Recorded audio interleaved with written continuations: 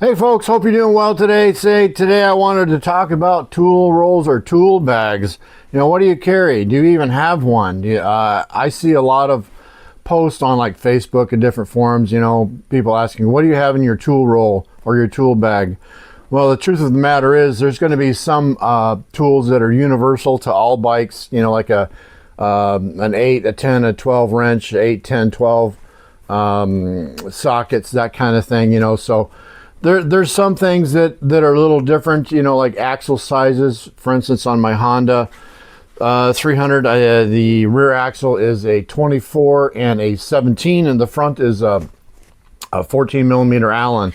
On my XT225, everything all around is 22 millimeters. So you really need to build your own. And one thing I've advised people, throughout the years is build your own, get a good tool bag, build your own toolkit around that tool bag and around your bike specifically, and it'll solve you a lot of problems. Because if you buy these kits, they have kits with all the tools you need. Well, probably 80% of them you aren't going to need, or they're just useless or cheap, whatever. So anyways, I'm an advocate for building your own tool bag. This right here is a Fox Deluxe tool bag. This used to be like a fanny pack style. It had the wings that wrapped around. I didn't like that. I got these. The reason I have this one is because years ago they were selling them for 20 bucks each. So I got 3 because I usually have multiple bikes, but I have 3. And what I do too is I build tool bags around just a bike. Like I have 3 of these. I've got one for the Honda, I've got one for the XT, I've got one for the TW200. So, but let's go over what I have in my tool bag just real quick. And primarily, the tools you're going to use are going to be around, chain maintenance and tire maintenance, that kind of thing.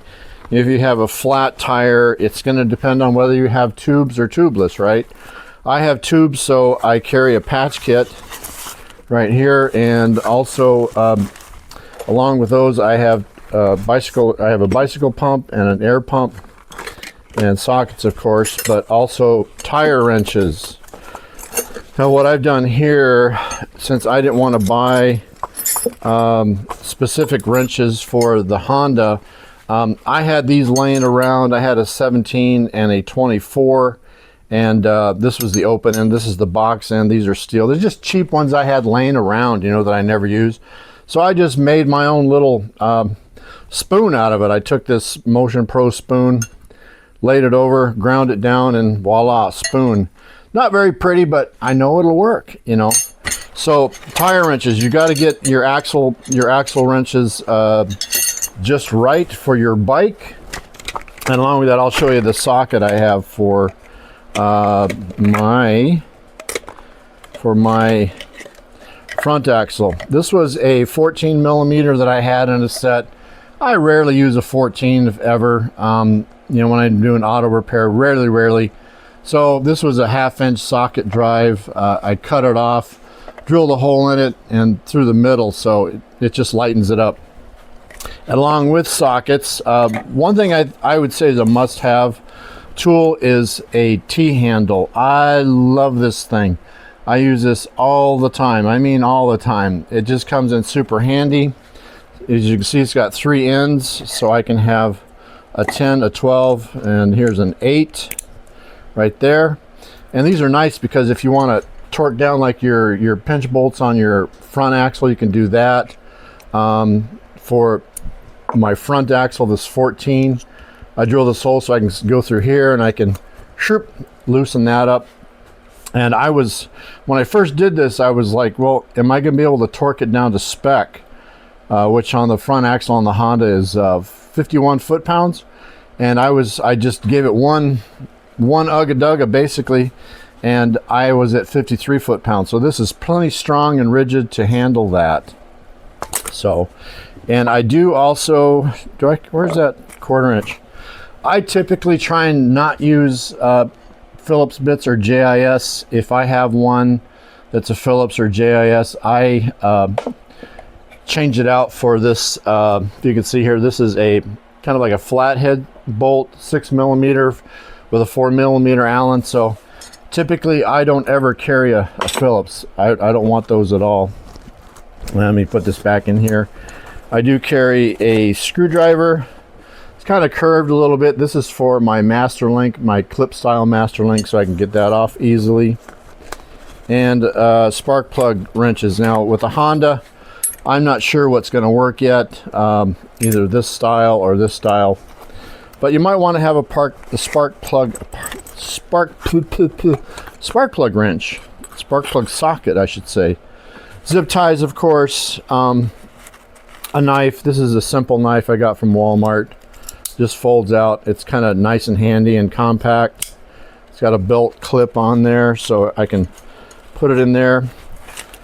Vice grips. I'm a big fan of needle nose vice grips.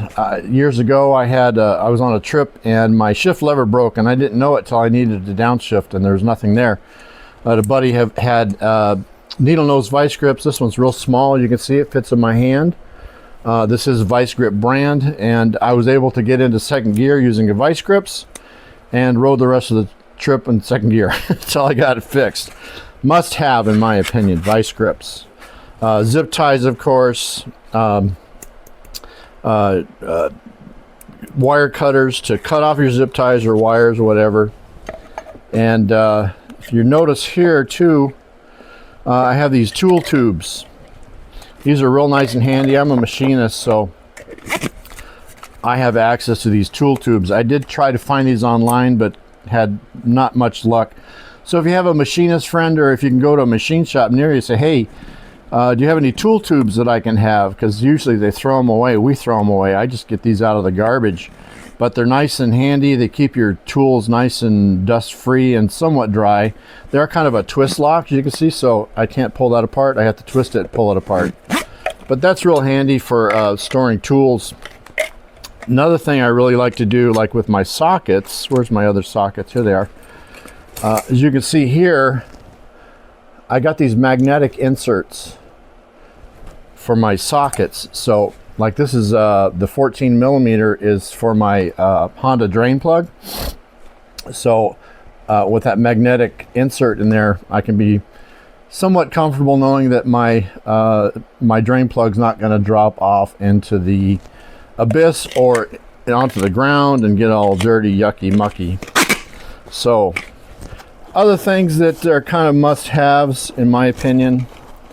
Let's get this in here. This little pouch here, this is one thing I like about this tool pouch, you can organize everything. Blue Loctite, fuses in another tool tube, red Loctite, is that red? Yep, that's red. I have this little tool tube that I have my valve cores in, and a valve core tool. You can get these at any auto parts store for like $3. And some dielectric grease, good to have. Let's put all that away.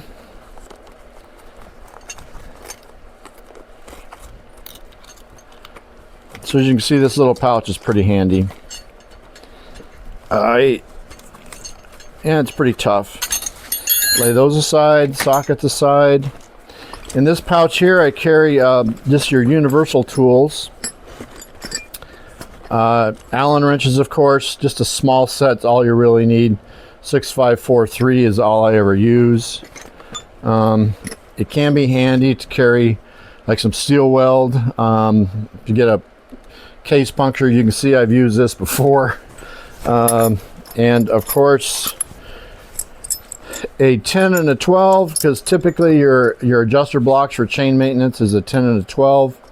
Unless you have like the what is it, the turtle design on the Yamaha XT or the TW200. 10 and a 12.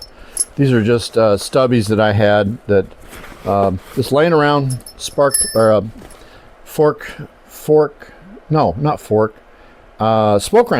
wrench, and that's that. I have been in the past carrying these Bead Pro bead breakers, but I haven't really had any trouble with breaking a bead. And also this has, you can see it has spoons on the end, and with these ends here, if you don't have gloves on, you can hurt yourself because these tend to be kind of sharp. You might be exerting a lot of force. You can hurt yourself with these, in my opinion, so I won't be carrying these at all. So that's that. Everything's covered in there. This little pouch here, I just have another tool pouch, tool tube thing. Not a tube, it's a case where I carry my clip style master link with some grease and some safety wire. That's about it.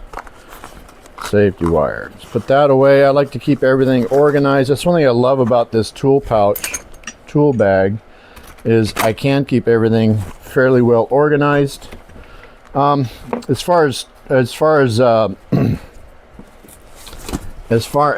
tire repair, you're going to need an air pump of some sort. This is, you know, the modern day portable air pump, but what if you forget to charge it or it gets damaged? Well, then you can have this bicycle air pump, which I got from Walmart for, I think they're like 17 bucks. So it just pumps up. It's got 2 settings, high pressure, high volume, and it actually fits into my tool bag here. A little tight, but it goes in there. So there's that. This JFG Jack, I have used this a lot. Is that right? When I was on my trip with my TW200, I used this minimum once a day because my chain kept stretching, and I also had to oil it every day. So, and these are like 25, 30 bucks. Comes in this little pouch here with a strap for your brake lever. And also, last but not least, I carry this, it's called One Wrap. It's Velcro, about 3 feet of it. And, I forgot to mention one thing I do too. Let me grab this out of here with my wrenches here, my spoons. I wrap them, the ends. This is Gorilla Tape, 1-inch Gorilla Tape, and some electrical tape. So you have that too. So the goal is to have everything you need in your tool pouch. And one thing I also advocate for is, if you're going to work on your bike, use exclusively your tool pouch. If you use your tool pouch on all your bike repairs or maintenance, you know what's in it, you know what works, what doesn't work, and you can, you know, evolve your tool kit through that. So anyways, that's all I got as far as tool pouches, tool bags, and tools. There's obviously going to be some variation. There's going to be some guys have better ideas, which is fine. You know, this is just what I use, and it's worked well. So I hope that was helpful. I hope that was informative. So we will see you next time, maybe later today, because I want to test out my electric jacket. It's cold outside and windy. So anyways, adios. Frostbite out. Fox. 45 bucks on Amazon.